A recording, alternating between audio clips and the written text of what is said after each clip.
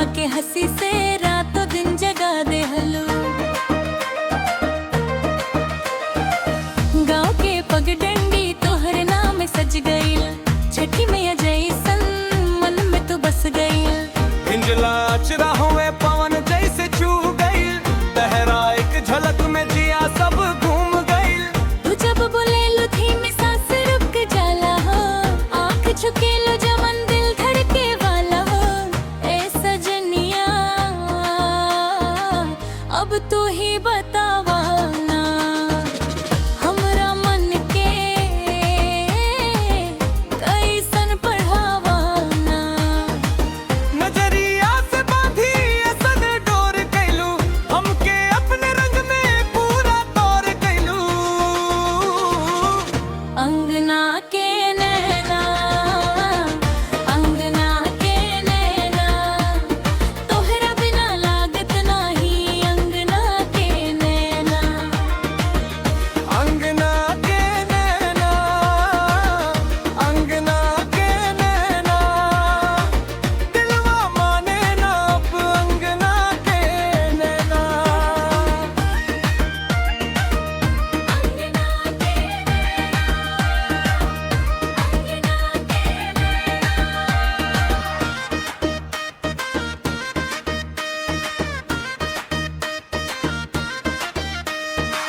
सर्दी के पल्लू में सूरज लुकाइल बा, कजरा के एक बूंद से जग चमकाइल बा।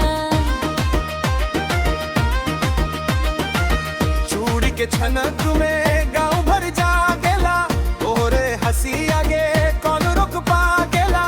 खेतवा के हरियाली तोहरे जैसन आगे, जैसे सावना के सुखा मनवा भागे।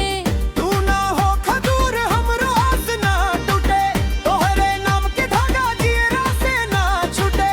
लाल चुनरिया ओढ़ जब तू अंगना आई, देख के तोहरा सूरज अपना राह भुलाई। ए सजनिया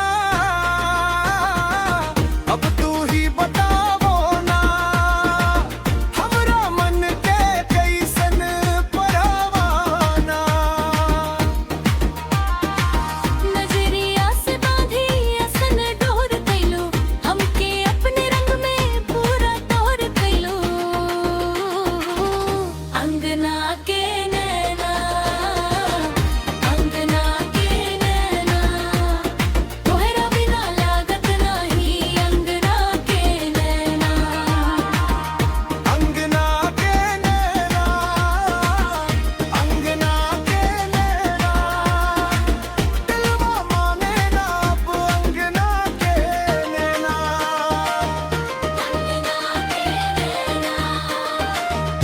अंगना के नैना।